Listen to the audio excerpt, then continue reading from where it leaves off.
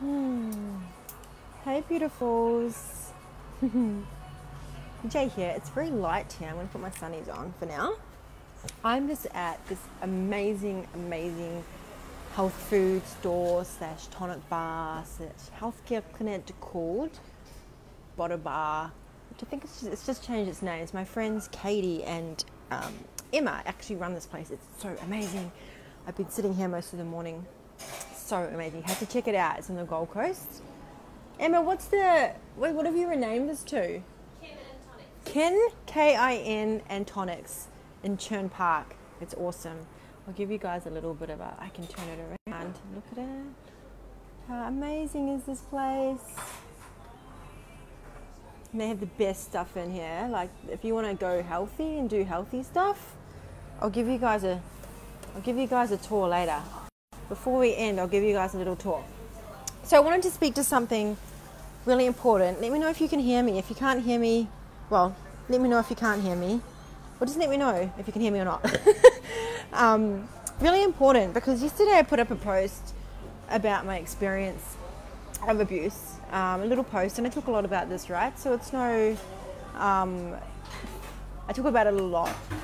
And someone wrote on the post that this is just another, this is similar, I'm not going to say the exact words, but they wrote on the post that this is just another woman playing the victim, something like that, right? And my first response was, well, actually that's not true, because within my post I talked about being responsible for how, looking at how I'd attracted these experiences and going into self-responsibility around that. And the second piece is that I noticed that this person had a lot of judgment on the victim energy. And this is something I want to speak to, because my feeling on that is that actually the person holds a lot of anger and resentment, perhaps has experiencing other people being the victim and suffered, I felt pain because of that, but also because they are actually judging their own victim, right?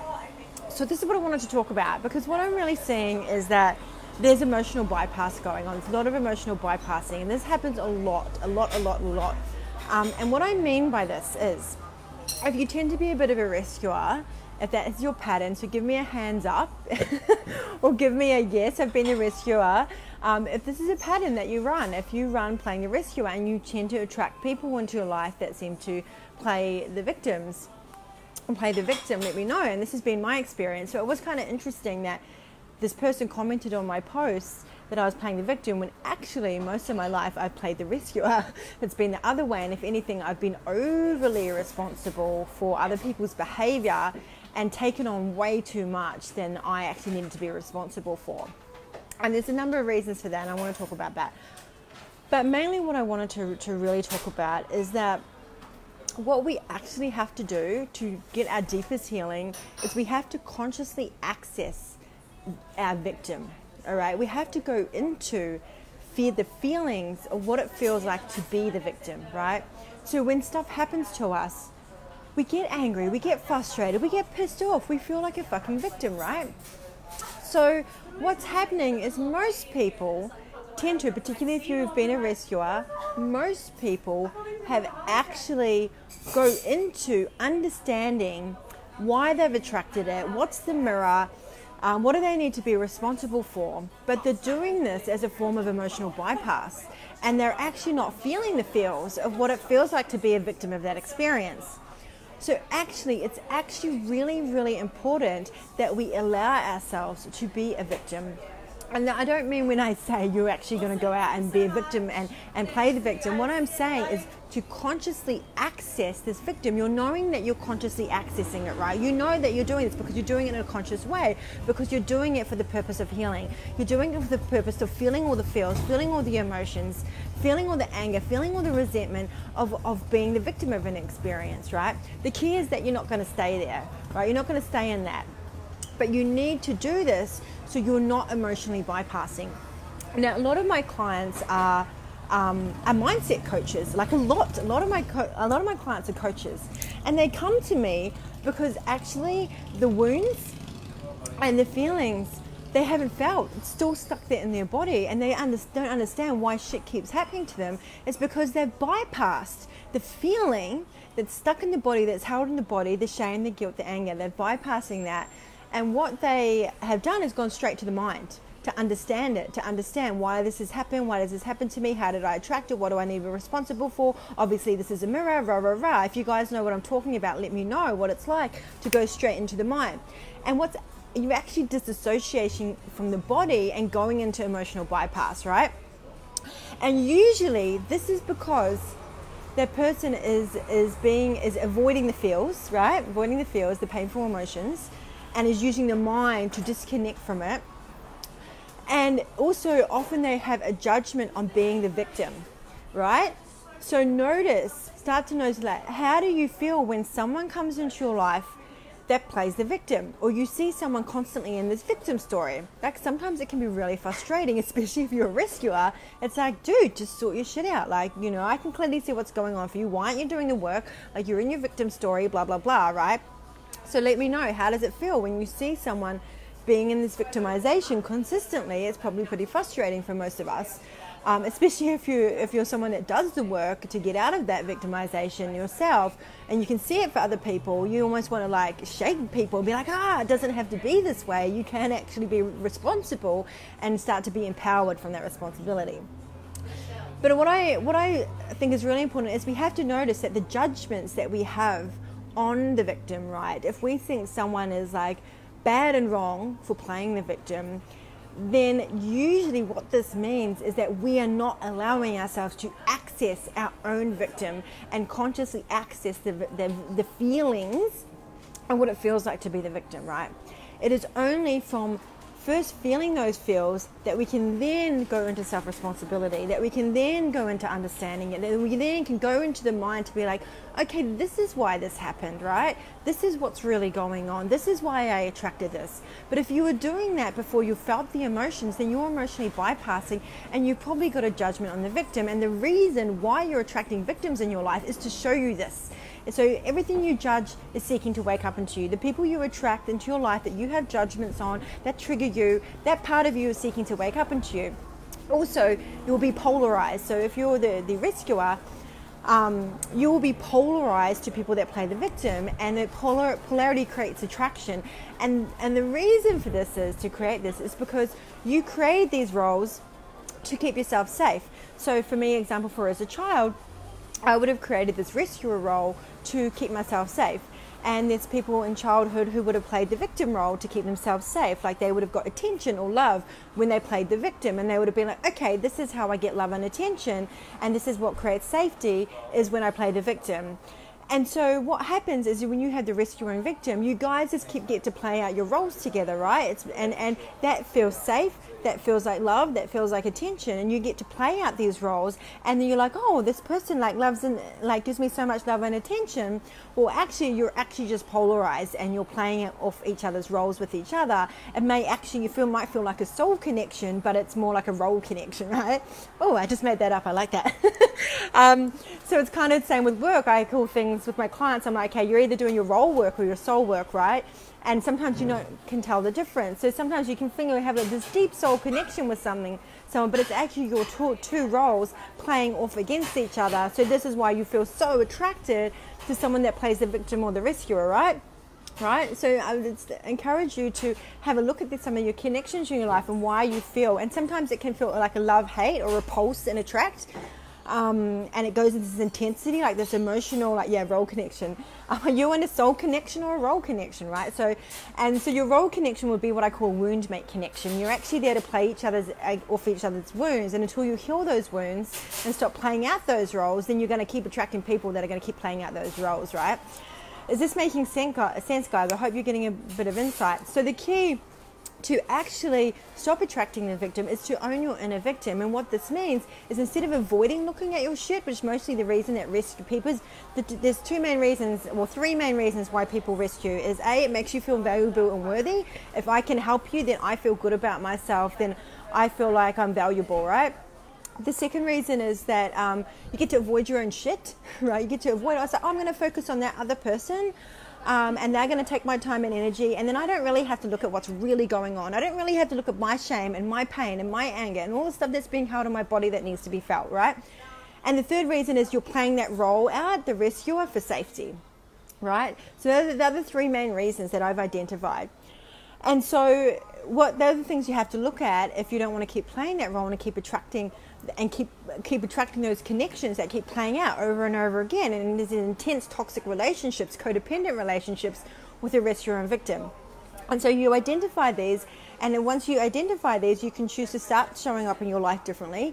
Stop showing up as a rescuer and look at all the ways that you show up as a rescuer and pull yourself out of that and to choose differently. Create safety within inside yourself by feeling the feels that you need to feel instead of shaming or shutting down the feels. And there's another reason, another way. Okay, it'll come back to me. It's gone. There was wind and I got distracted, and but it'll come back. What was it? No, it'll come back. It'll come back. It's meant to come back. This is all in my book, by the way, guys. So like whatever I'm sharing with you, I'm going into probably a little bit more detail, but I've got a whole chapter on the rescuer and victim in my book, and it's epic, by the way.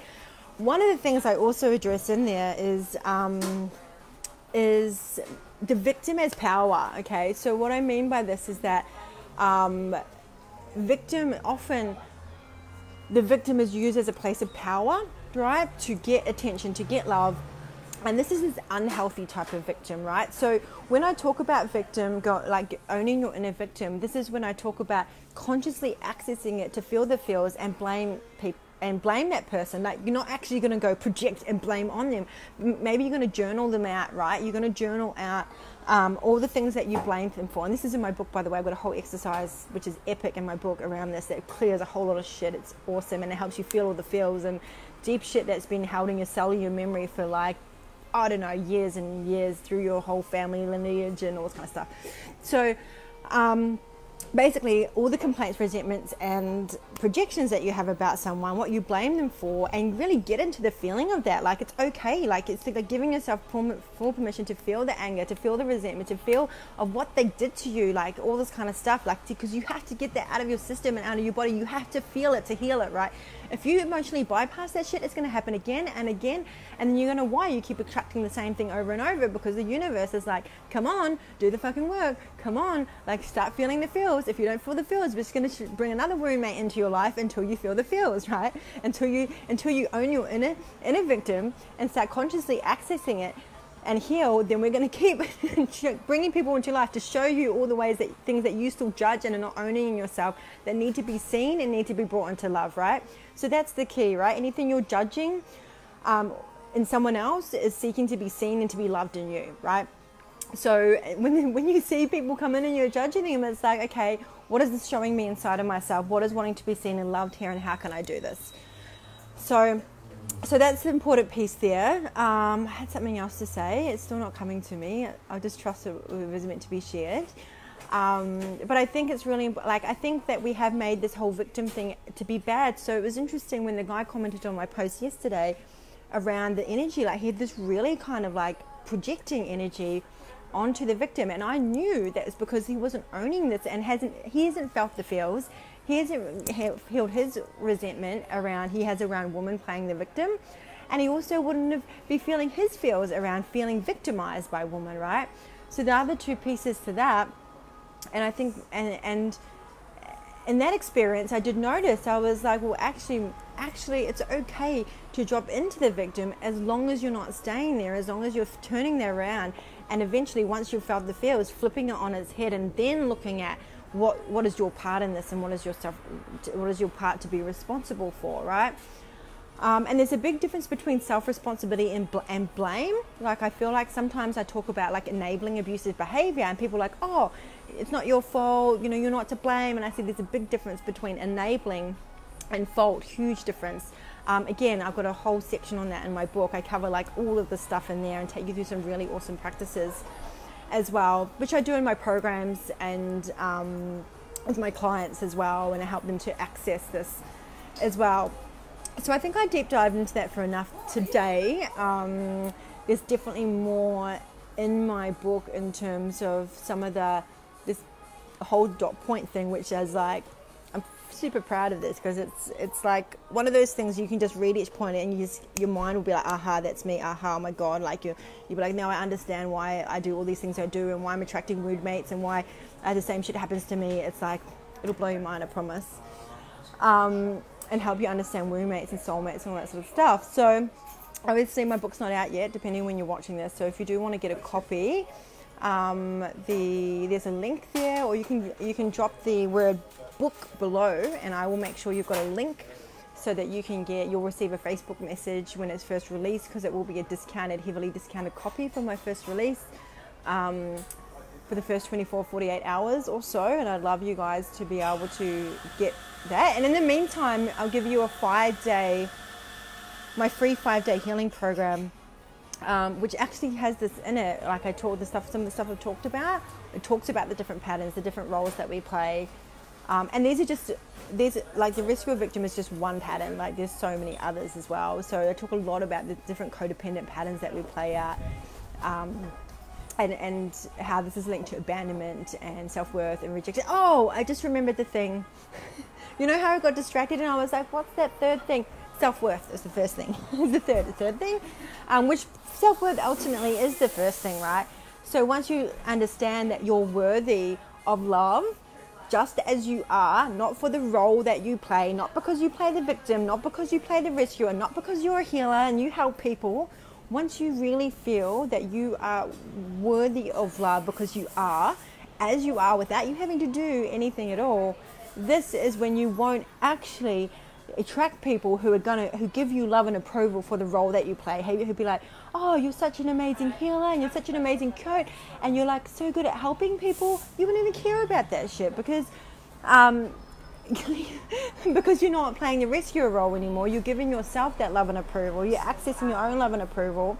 You're not even going to play into that role, because I see a lot of people, they're working in their job or their careers because it's actually a role they're playing out. It's not actually what their soul is calling them to do, even though they think it is in their brain, but it's not. Right? That's a whole other topic. But and I've had to do a lot of work on that, because one of my roles has been like the star role, which, you know, I love getting up on stage and I love sharing my message, and that plays into the star role. And once I got out of that role and I resigned from that role, then I could tell whether this was true for me, which it definitely is completely true for me. So yeah, so this is, and the other thing is that we can do is this things called Revoking Agreements. I'm about to do a training in my membership site on Revoking Agreements, which is these agreements we make before, over, like, through our DNA, through our ancestral lineages, through these different agreements, through the, like, soul contracts, things like that, that actually don't serve us. And once we revoke the agreements, so the agreement could be like being the martyr or being the victim, or betrayal, the wound of betrayal. Like some of these, there can be all sorts of agreements, and there's a powerful revoking agreements process that I'm going to be sharing in my membership site that would basically revoke all the agreements that you've made this lifetime, all lifetimes, that will clear those, and so that you won't be here playing out those agreements, right? So if you are interested in knowing more about my membership site, this is the place where I share all my new, most exciting, juicy stuff, everything from love, sex, relationships, tantra, sexual healing. It's only $17 US a month. So if you wanted to join, it's the easiest way to get access to me as well, by posting in there. Let me know, drop below membership below, and then I can send you a message with the link, the details. I might even pop it here as well. So yeah, but we do a whole lot of role stuff in there around revoking agreements, around clearing your roles, around getting out of that, knowing what, you know, being more in your soul than your role, this kind of stuff. So a whole bunch of other stuff, like there's so much stuff in there. There's orgasm stuff, there's tantric stuff, there's a whole heal your love wounds process. Yeah, so I have lots of options for you guys, right? Guys, if you are not, if you follow me and you still have a shitty sex life or love life, then you're doing something wrong, because I have so many offerings for you guys to make sure that you could be doing something to at least be on the path, right? If you're feeling like you're stuck and you're blocked, and you're following me, then there's a step that needs to be taken, because there's so many options for you to work on this stuff, really. Like, yeah, so I hope that makes sense. All right, beauties, I'm going to get going now. I'm going to do a couple of sessions this afternoon, and I'm going to go do my Revoking Agreements training in my membership site, which is called Reclaiming Relationships. Hope you have an epic day, and I hope this gave you some insights into how you can step into more of your worthiness and out of the roles that you play to keep you safe, because that's what you're doing, and hopefully feeling all the feels so that you can heal yourself and step into your full empowerment, because once you drop out of the feelings, that's when you can truly be empowered. But you need to stop emotionally bypassing, basically. If you're not getting the shit out of your body, then you're emotionally bypassing. In my experience, in my opinion, and what I've seen with most of my clients, particularly the ones that do a lot of heady work, you've got to feel the feels because they're held in the body. All right, much love, beauties. Have an awesome day. Bye.